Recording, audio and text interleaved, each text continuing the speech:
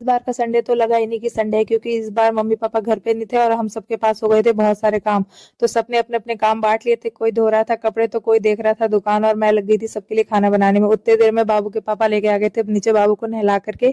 तो ये आते ही आ गए थे मेरी गोद में। फिर मैंने दिया इसके पापा को और मैंने सबके लिए बनाया खाना, और फिर हम सब ने बैठ करके खाया। खाना खाने के बाद मैं सोच रही थी कि दोपहर में मैं करूंगी थोड़ी देर आराम।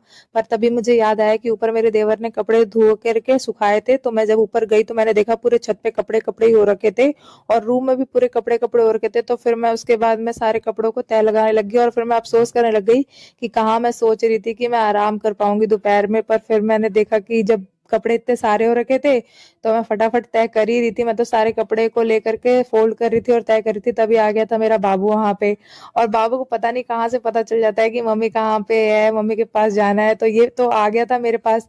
पर इसने देखा कि मम्मी काम कर रही है तो ये भी अपने में खेलने लग गया अकेले अकेले। तो मैंने देखा जब बाबू खेल ही रहा था, तो क्योंकि कपड़े इतने सारे थे ना कि मेरे को ऐसा लग रहा था कि कहाँ से शुरू करूँ, कहाँ खत्म करूँ कैसे ना करूँ। पर फाइनली मैंने कंप्लीट किया। पर फिर भी आप मतलब ऐसा लग रहा था ना कि मैंने कुछ किया ही ना। पूरा रूम ऐसा लग रहा था जैसे बिखरा ही हुआ है अभी भी। सारी चीजें साफ करने के बाद भी, कपड़े सारे तय करने के बाद भी ऐसा लग रहा था जैसे कुछ भी ना किया हो रूम में। फिर मैंने बाकी कपड़े लेके आ गई थी।